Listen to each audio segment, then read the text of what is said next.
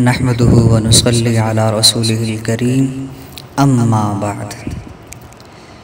اللہ رب العزت انسان کے ساتھ بہت محبت اور پیار کا معاملہ فرماتے ہیں۔ انسان گناہوں پر گناہ کرتا رہتا ہے، لیکن اللہ رب العزت پھر بھی اپنی نعمتیں انسان کو دیتا رہتا ہے، اور ہر تکلیف اور تنگی میں اللہ رب العزت انسان کا ساتھ دیتے رہتے ہیں۔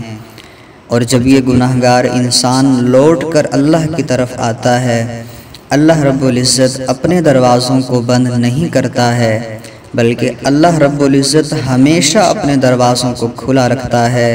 اور جب بندہ لوٹ کر آ جائے، اللہ رب العزت زندگی بھر کے گناہوں کو معاف فرما دیتا ہے اور اس کو اپنے اولیاء میں شامل فرما لیتا ہے۔ کتابوں کے اندر ایک شرابی کا واقعہ لکھا ہے، جس نے اللہ کے حضور پکی توبہ کر لی، اللہ رب العزت نے اس کی توبہ کو قبول فرما لیا۔ بڑا عجیب واقعہ ہے۔ حضرت ذوالنون مصری رحمہ اللہ اپنے زمانے کے ایک بہت بڑے بزرگ تھے، بڑے اللہ والے تھے۔ انہوں نے یہ واقعہ لکھا ہے اور خود اپنی آنکھوں دیکھے اس عجیب منظر کو لکھا ہے۔ بڑا عجیب واقعہ ہے، توجہ سے سنیے کہ اللہ رب العزت انسان کے ساتھ کتنی شفقت والا معاملہ فرماتے ہیں، اور دوسری طرف انسان کی حالت کیا ہوتی ہے اور وہ کس طرح سے اللہ کی نافرمانیاں کر رہا ہوتا ہے۔ حضرت ذوالنون مصری رحمہ اللہ فرماتے ہیں کہ میں ایک مرتبہ نہر کے کنارے سے گزر رہا تھا۔ میں نے ایک منظر دیکھا کہ ایک بچھو ہے کہ جو پانی کی طرف دوڑ کر جا رہا ہے۔ فرماتے ہیں کہ میں سمجھتا تھا کہ بچھو پانی کے اندر تیر تو نہیں سکتا، اگر یہ پانی کے اندر نہر میں گر گیا تو یہ تو ڈوب جائے گا، لیکن فرماتے ہیں کہ وہ بچھو تیزی کے ساتھ پانی کی طرف بڑھ رہا تھا۔ تو میں نے کہا چلو دیکھتا ہوں کہ یہ کیا کرتا ہے۔ فرماتے ہیں کہ میں بچھو کے پیچھے پیچھے چل پڑا۔ جب بچھو نہر کے کنارے کے قریب ہوا تو میں نے ایک عجیب منظر دیکھا کہ ایک کچھوا نہر کے کنارے پر کھڑا ہوا تھا۔ یہ بچھو اس کچھوے کی کمر کے اوپر بیٹھ گیا اور اس کچھوے نے نہر کے اندر چلنا شروع کر دیا۔ اب وہ کچھوا نہر کے اندر اب دوسرے کنارے کی طرف چل رہا تھا، اور یہ بچھو اسی کچھوے کی پیٹھ کے اوپر بیٹھا ہوا تھا۔ کچھوا پانی کے اندر تیرتا رہا۔ فرماتے ہیں کہ اس وقت میرے پاس وقت تھا اور مجھے یہ ایک عجیب منظر لگ رہا تھا۔ میں نے کہا دیکھوں کہ اب آگے کیا ہوتا ہے۔ فرماتے ہیں کہ میں بھی چلتا رہا۔ میں نے آگے جا کر دیکھا تو یہ کچھوا نہر کے دوسرے کنارے پر جا کر رکا، اور وہ بچھو کچھوے کی پیٹھ سے نیچے اتر کر دوسری طرف دوڑنے لگا۔ فرماتے ہیں کہ میں پھر بچھو کے پیچھے پیچھے ہوا کہ دیکھوں یہ کہاں جاتا ہے۔ میں نے دیکھا کہ تھوڑی دور فاصلے پر ایک درخت کے نیچے ایک بندہ سویا ہوا تھا، اور یہ بچھو اسی بندے کی طرف دوڑ لگا رہا تھا۔ فرماتے ہیں کہ میں نے ایک ڈنڈا اٹھا لیا کہ اگر اس بچھو نے اس مرد کو ڈسنے کی کوشش کی تو میں اس بچھو کو مار دوں گا۔ لیکن فرماتے ہیں کہ تھوڑا اور آگے چل کر میری حیرت کی انتہا نہ رہی کہ میں نے دیکھا درخت کے نیچے جہاں وہ بندہ سویا ہوا تھا، تھوڑی فاصلے پر ایک بڑا کوبرا سانپ اس نوجوان کی طرف رینگتا ہوا آ رہا تھا۔ میں نے دیکھا جیسے ہی وہ سانپ رینگتا ہوا اس نوجوان کے قریب آیا، اس بچھو نے تیزی کے ساتھ لپک کر اس کے اوپر چھلانگ لگا دی، اور اس کوبرا سانپ کو یہ بچھو ڈنک مارنے لگا۔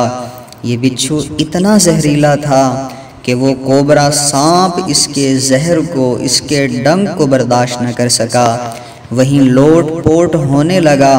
لوٹ پوٹ ہوتے ہوتے وہیں پر وہ کوبرا سانپ مر گیا۔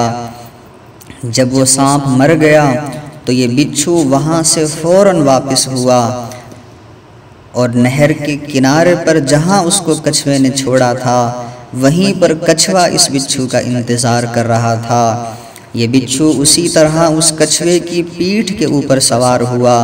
کچھوے نے پھر نہر کے اندر تیرنا شروع کر دیا، اور اسی پہلے کنارے پر جہاں سے اس نے بچھو کو اٹھایا تھا اسی پہلے کنارے پر بچھو کو چھوڑ دیا۔ بچھو کچھوے کی پیٹھ سے اترا اور اتر کر اپنے ٹھکانے کی طرف چل پڑا۔